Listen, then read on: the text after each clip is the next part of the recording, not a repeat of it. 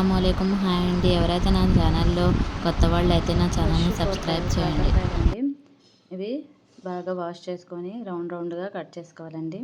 చూడండి, చూపించిన విధంగా ఇలా కట్ చేసుకొని పెట్టుకోండి. ఎక్కడైనా మీకు ముదురు గింజలు అలాంటివి కనిపిస్తే ఇలా దీనికి ఇలా ఫింగర్ సహాయంతో ఇలా తీసేయండి. అంతే అండి. లేతగా ఉంటే అలాగే ఉంచేసుకోండి. నేనైతే ఇవన్నీ ఏమీ గీకలేదు. మీరైతే కొంతమంది అయితే ఇది తీస్తారు. ఇది తీయడం వల్ల మీకు ఎక్కువగా ఇది తినడం వల్ల ప్రయోజనం అనేది ఉండదు. ఇది తీసి వండుకుంటే ఇలా తింటేనే మీకు మీ స్టమక్లో మీ బాడీలో ఏమైనా బ్యాక్టీరియా బ్యాడ్ది ఉంటే అవన్నీ పోతాయండి. ఇలా తినడమే హెల్త్కి మంచిది. చేదు అని తగలకపోతే కాకరకాయ ఎందుకండి తినడం. కానీ నేను చెప్పిన విధంగా మీరు వండుకొని తింటే కాకరకాయ అనేది చేదుగా ఉండదండి. దాంట్లోకి ఒక ఆనియన్ని తీసుకోండి. ఆనియన్ని ఇలా చిన్న చిన్న పీసెస్లో కట్ చేసుకొని పెట్టుకోండి. ఇప్పుడు స్టవ్ మీద ఒక ప్యాన్ని పెట్టుకుందాము. హై ఫ్లేమ్లో వాటర్ మొత్తం డ్రై అయ్యే వరకు ప్యాన్ని హీట్ చేసుకుందాం. ఇప్పుడు చిన్న గిన్నెలో కొంచెం లైట్గా చింతపండుని నానేసుకొని పెట్టుకుందాం. చూడండి, 3 చిన్న సైజు టమాటాలని కట్ చేసుకుందాం. చూడండి, టమాటాలని చిన్న చిన్న సైజుల్లో కట్ చేసుకొని పెట్టుకున్న 3 పచ్చిమిరపకాయలని తీసుకుందాం. ప్యాన్ అనేది హీట్ అయింది. ఆయిల్ వేద్దాం. ప్యాన్లో ఆయిల్ అనేది వేద్దాం. చూడండి, ఆయిల్ అనేది హీట్ అయిపోయింది. దీంట్లో ఇప్పుడు ఆనియన్స్ని యాడ్ చేసుకుందాము. చూడండి, ఆనియన్స్ అనేది యాడ్ చేశాను. ఇప్పుడు దీన్ని బాగా ఫ్రై చేసుకున్నాము. కొంచెం సాల్ట్ని యాడ్ చేయండి, తొందరగా వేగుతాయండి ఆనియన్స్ అనేది. ఇవి బాగా ఫ్రై అయిపోవాలండి.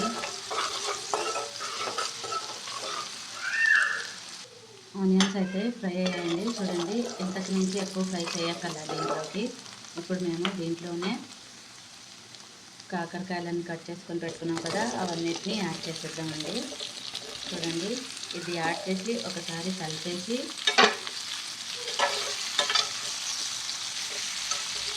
మొత్తం ఒకసారి కలిపేసి మూత పెట్టేద్దాం.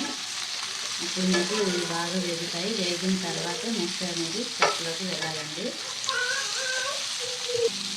మూత అనేది పెట్టేద్దామండి. ఒక 5 మినిట్స్ మీడియం ఫ్లేమ్లో పెడదాం. ఇప్పుడు చూడండి, 5 మినిట్స్ తర్వాత ఒకసారి కలిపేసి చూద్దాము. కొంచెమైనా కలర్ చేంజ్ అయ్యి వేగి కొంచెమైనా మెత్తగా అయ్యాయి. చూడండి, ఇంకా కొంచెం సేపు అలాగే చేసిన తర్వాత చూడండి, ఇవన్నిటిని బాగా మిక్స్ చేసేద్దాము. ఇంకా బాగా ఫ్రై అయిపోవాలండి.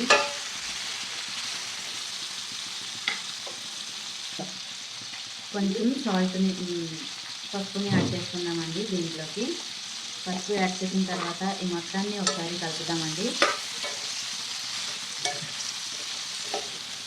ఒకసారి ఇవన్నిటిని బాగా కలిపేసిన తర్వాత మూత పెట్టేసి ఒక 5 మినిట్స్ వరకు వదిలేద్దామండి.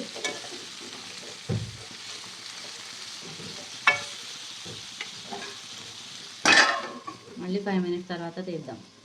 చూడండి, 5 మినిట్స్ తర్వాత మూత తీస్తున్నాను. ఇవైతే బాగా వేగేయండి. ఇప్పుడు దీంట్లోనే మేము టమాటాని యాడ్ చేసుకున్నాము. టమాటాలు కూడా బాగా మగ్గాలండి. ఇప్పుడు దీన్ని ఇలాగే వదిలేసి 5 మినిట్స్ మూత పెట్టేద్దాం. చూడండి, ఒక 5 మినిట్స్ తర్వాత తీస్తే టమాటాలన్నీ వేగాయండి. చూడండి, టమాటాలు అనేవి బాగా వేగిపోయాయి. ఇది మేము స్పూన్ సహాయంతో ప్రెస్ చేసుకొని మెత్తగా చేసుకోవాలండి. చూడండి, ఏమవ్వవు, బాగానే ఈజీగానే మెత్తగా అయిపోతున్నాయి. టెన్షన్ అనేది ఏం లేదు. చూడండి, టమాటాలు అనేవి బాగానే ఫ్రై అయ్యాయి. చూడండి, ఇవైతే బాగానే మెత్తగా అయిపోయింది టమాటాలు కాబట్టి ఇప్పుడు నేనైతే దీంట్లోనే పచ్చిమిరపకాయలను కూడా యాడ్ చేసుకున్నామండి. మధ్యలో అయితే క్రాక్ అనేది ఇచ్చాను దీనికి నేను. ఇప్పుడు దీంట్లోనే కారాన్ని యాడ్ చేసుకుందామండి. ఇప్పుడు చూపించిన విధంగా ఎక్కువగానే వేసుకోండి, స్పైసీగా ఉంటుంది.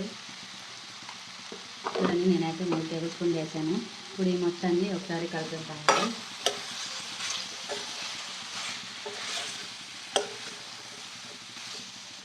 ఇప్పుడు దీంట్లోనే నానేసి పెట్టుకుని చింతపండు రసాన్ని వేసేస్తున్నామండి.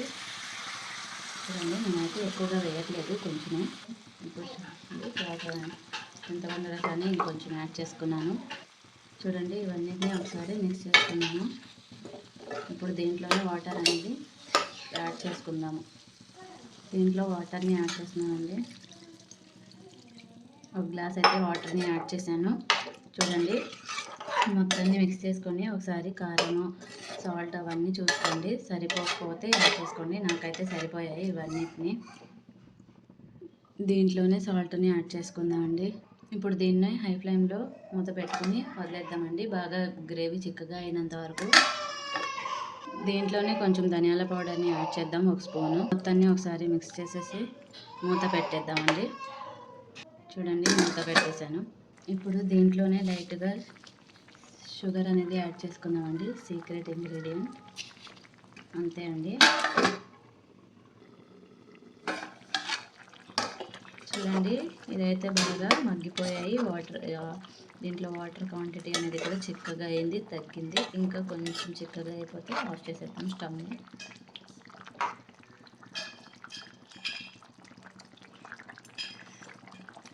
తీసానండి. ఇప్పుడే కొంచెం కొత్తిమీరని కూడా యాడ్ చేసుకోండి. చూడండి చిక్కగా అయిపోయింది కర్రీ అనేది. స్టవ్ని ఆఫ్ చేసేస్తున్నాను.